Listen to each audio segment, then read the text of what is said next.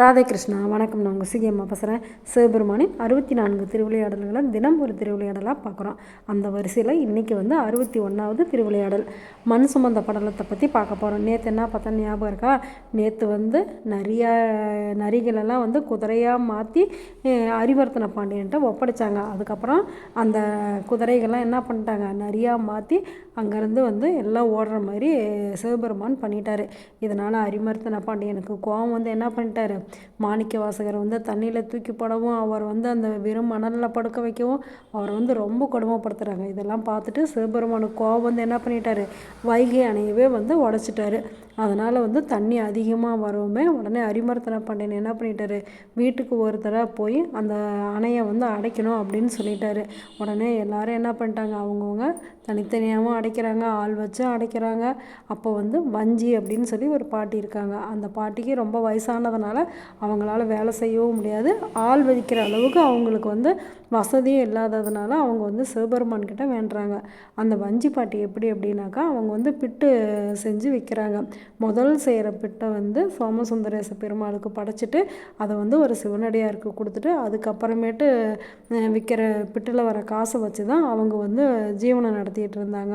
அப்படி இருக்கும்போது நான் காசுக்கு எங்கே போவேன் அப்படின்னு சொல்லிட்டு சிவபெருமானை வழிபடுவோம். அவர் என்ன பண்ணிட்டாரு, அவரே மண் சுமக்கிற மாதிரி மண்வெட்டியும் கூடையோடையும் வந்துட்டார். அவரை பார்த்ததுமே உடனே அந்த வஞ்சி பாட்டி கேட்குறாங்க, ஏப்பா எனக்கு பதிலாக நீ இந்த அணையை அடிக்கிறியா, நான் உனக்கு பிட்டு தரேன் அப்படின்னு சொல்கிறாங்க. உடனே சிவபெருமானாக வந்தவர் என்ன பண்ணுறாரு, சரி நான் உனக்கு பதிலாக வேலை செய்கிறேன், ஆனால் நீ எனக்கு ஒன்று செய்யணும். என்ன அப்படின்னாக்கா, எந்தெந்த புட்டு உதிர்ந்து இருக்கோ அத்தனை புட்டையும் நீ எனக்கு கொடுத்துடணும், உதிராத புட்டை மட்டும்தான் நீ விற்கணும் அப்படின்னு சொன்னதுமே வஞ்சி பாட்டியும் சரி அப்படின்னு சொல்லி ஒத்துக்கிறாங்க. சரி நீ எனக்கு பதிலாக வந்திருக்க அப்படின்னு சொல்லி போய் பேர் கொடுத்துட்டு வா அப்படின்னு சொல்கிறாங்க. உடனே அவர் என்ன பண்ணுறாரு, பேர் கொடுக்கறதுக்காக போகிறாரு. இந்த வஞ்சி பாட்டியும் பிட்டு செய்கிறாங்க. எல்லாமே உதிர்ந்து போயிடுது. சரி எல்லாம் சிவபெருமானோட அருள் தான் அப்படின்னு நினச்சிக்கிட்டு அந்த பிட்டு எல்லாமே அந்த மண் சுமக்க வந்த அடியாள்கிட்ட கொடுத்துட்றாங்க. அவர் யார், நம்மளுடைய சிவபெருமான் தானே. அவர் என்ன பண்ணுறாரு, அந்த பிட்டெல்லாம் சாப்பிட்டு மண்ணெல்லாம் கரையை அடைக்கிற மாதிரி போகிறாரு. ஆனால் போயிட்டு அவர் என்ன பண்ணுறாரு, சும்மா ஒரு சட்டி மண்ணை மட்டும் கொட்டிட்டு அதுக்கப்புறமேட்டு பாட்டு பாடுறாரு, டான்ஸ் ஆடுறாரு.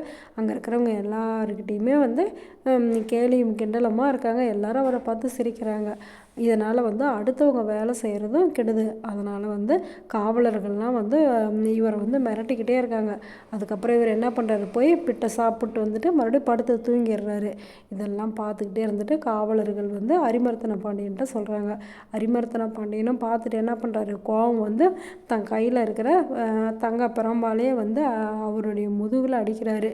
அவருடைய முதுகில் அடித்ததுமே அண்ட சராசரங்களில் இருக்கிற எல்லா ஜீவராசிகள் முதுகுலையும் படுது அந்த வலி. அதுக்கப்புறமேட்டு சிவபெருமான் என்ன பண்ணுறாரா, எந்திரிச்சு போய் ஒரு கூடை மணலை மட்டும் எடுத்து வைகையில் போட்டுட்டு அப்படியே மறைஞ்சிடுறாரு. சிவபெருமான் தான் அப்படின்னு தெரிஞ்சதுமே உடனே எல்லாருமே சிவபெருமானை வணங்குறாங்க. அரிமர்த்தன பாண்டியன் மன்னிப்பு கேட்குறாரு, நான் தெரியாத பண்ணிட்டேன் அப்படின்னு சொல்லிட்டு.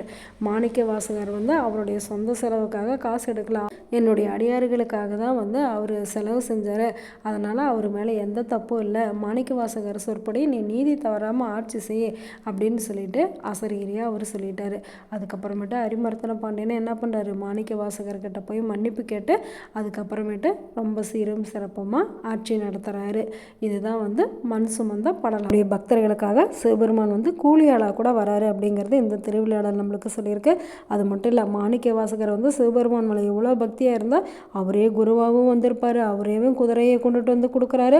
அது மட்டும் இல்லை, மாணிக்க வாசகர் திருவாசகத்தை எழுதும்போது சிவபெருமான் என்ன பண்ணார், நீ சொல்லு நான் எழுதுறேன் அப்படின்னு சொல்லி அவருடைய கைப்படவே திருவாசகத்தை எழுதியிருக்காரு. அவ்வளவு சிறப்பு வாய்ந்த அந்த திருவாசகத்தை வாழ்க்கையில் ஒரு முறையாவது நம்ம படித்து அனுபவிக்கணும். ஏன்னா சிவபெருமானே கைவலிக்க எழுதியிருக்காருல, அதை நம்ம படிக்கலைன்னா எப்படி? சரி, இந்த திருவாசகம் எழுதுறதை பற்றி உங்களுக்கு எல்லாருக்குமே நம்மளுடைய ட்ராவல் வித் சிகில ஒரு மெசேஜ் இருக்குது, கண்டிப்பாக போய் பாருங்கள். பார்க்குறீங்களா? நல்லது நினைப்போம், நல்லது நடக்கும், ஆனந்தமாக இருப்போம். Okay, bye. ராதே கிருஷ்ணா.